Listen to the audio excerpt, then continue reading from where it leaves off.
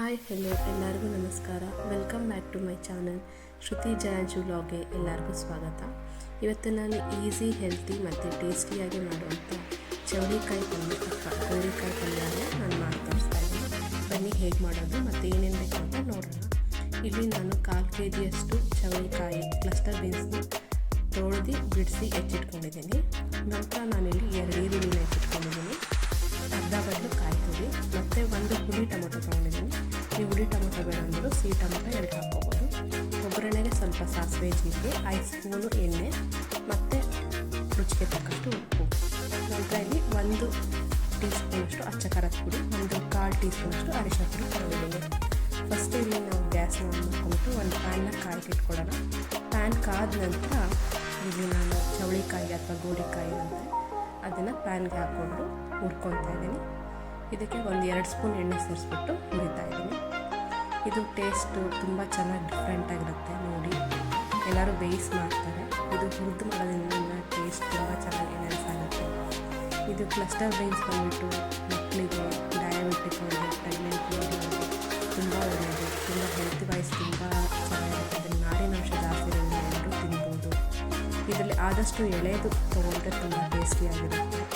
ಮಕ್ಕಳಿಗೂ ತುಂಬ ಇಷ್ಟಪಟ್ಟು ತಿಂತಾರೆ.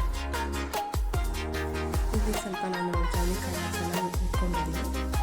ನೋಡಿ, ಈ ಥರ ಆಗಬೇಕು. ನಂತರ ಅದೇ ಪ್ಯಾನಲ್ಲಿ ನಾನು ಮತ್ತೆ 2-3 ಸ್ಪೂನ್ ಎಣ್ಣೆ ಹಾಕ್ಕೊಂಡು, ಎಣ್ಣೆ ಕಾದ ನಂತರ ಅದಕ್ಕೆ ಒಗ್ಗರಣೆಗೆ ಸಾಸಿವೆ, ಜೀರಿಗೆ, ಕಡಲೆಬೇಳೆನ ಹಾಕ್ಕೊಳ್ತಾ ಇದ್ದೀನಿ. ಸಾಸಿವೆ, ಜೀರಿಗೆ, ಕಡಲೆಬೇಳೆನ ಸಿಡಿದ ನಂತರ ಸಾಸಿವೆ, ಜೀರಿಗೆ, ಕಡಲೆಬೇಳೆ ಸಿಡಿದ ನಂತರ ನಾನಿಲ್ಲಿ ಹೆಚ್ಚಿಕೊಂಡಿದ್ದಂಥ 2 ಈರುಳ್ಳಿನ ಸೇರಿಸ್ಕೊಳ್ತಾ ಇದ್ದೀನಿ. ನಾನಿಲ್ಲಿ ಸ್ವಲ್ಪ ದಪ್ಪದಾಗಿ ಹೆಚ್ಚಿಕೊಂಡಿದ್ದೀನಿ. ಈರುಳ್ಳಿನ ಚೆನ್ನಾಗಿ ಒಗ್ಗರಣೆಲೆ ಬಾಡಿಸ್ಕೊಬೇಕು. ಕೆಲವರು ಚೌಳಿಕಾಯಿನ ಬೇಯಿಸ್ಬಿಟ್ಟು ಮಾಡ್ತಾರೆ. ಬೇಯಿಸೋದಕ್ಕಿಂತ ಈ ಥರ ಹುರಿದು ಮಾಡಿದ್ರೆ ಇದು ಒಂಥರ ಟೇಸ್ಟ್ ತುಂಬ ಡಿಫ್ರೆಂಟಾಗಿ ಬರುತ್ತೆ. ನೀವು ಒಂದ್ಸರಿ ಎಲ್ಲ ಟ್ರೈ ಮಾಡಿ ನೋಡಿ, ತುಂಬ ಚೆನ್ನಾಗಿ ಬರುತ್ತೆ. ನನಗೆ ಕಾಮೆಂಟ್ ಮೂಲಕ ತಿಳಿಸಿ. ಇಲ್ಲಿ ನಾನೇನು 1 ಹುಳಿ ಟೊಮೊಟೊ ದಪ್ಪದ ಹೆಚ್ಚಿಟ್ಕೊಂಡಿದ್ದೆ, ಅದನ್ನು ಸೇರಿಸ್ತಾ ಇದ್ದೀನಿ. ಸ್ವಲ್ಪ ರುಚಿಗೆ ತಕ್ಕಷ್ಟು ಉಪ್ಪು ಸೇರಿಸ್ಬಿಟ್ಟು ಇವಾಗ ಟೊಮೊಟೊನ ಬಾಡಿಸ್ಕೊಳ್ತಾ ಇದ್ದೀನಿ.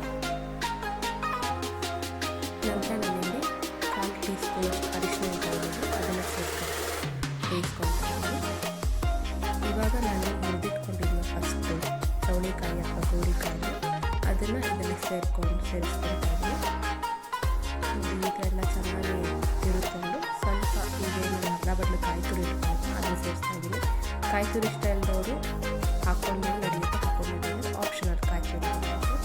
ಇದು ಸ್ವಲ್ಪ ನನಗೊಂದು ಅರ್ಧ ಬದಲಷ್ಟು ನೀರು ಸೇರಿಸ್ಕೊಂಡ್ರೆ ಒಂದು ಸ್ವಲ್ಪ ಚೆನ್ನಾಗಿ ಬೇಯ್ಕೊಂಡಿರುತ್ತೆ. ತುಂಬ ಚೆನ್ನಾಗಿರುತ್ತೆ ಇದು. ಇವಾಗ ನಾನಿಲ್ಲಿ 1 ಚಮಚದಷ್ಟು ಅಚ್ಚ ಖಾರದ ಪುಡಿನ ಸೇರಿಸ್ಬಿಟ್ಟು ಇದನ್ನು ಹಾಕ್ಬಿಟ್ಟು ಸ್ವಲ್ಪ ನೀಟಾಗಿ ಮಿಕ್ಸ್ ಮಾಡ್ಕೊಂಡ್ಬಿಟ್ಟು 1-2 ನಿಮಿಷ ಲಿಡ್ ಕ್ಲೋಸ್ ಮಾಡಿಬಿಟ್ಟು ಬೇಯಿಸ್ಕೊಳ್ಳೋಣ.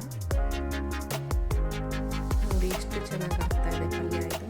ಇದನ್ನು ದೋಸೆ, ಚಪಾತಿ ಮತ್ತು ಬಿಸಿ ಅನ್ನದ ಜೊತೆಗೂ ತಿನ್ಬೋದು. ಅಕ್ಕಿ ರೊಟ್ಟಿ ಜೊತೆಗೂ ತುಂಬ ಒಳ್ಳೆ ಕಾಂಬಿನೇಷನ್ನು. ರಾಗಿ ರೊಟ್ಟಿ ಜೊತೆಗೂ ತುಂಬ ಒಳ್ಳೆ ಕಾಂಬಿನೇಷನ್ನು. ನೋಡಿ, ಇವಾಗ ಪಲ್ಯ ಆಗಿದೆ.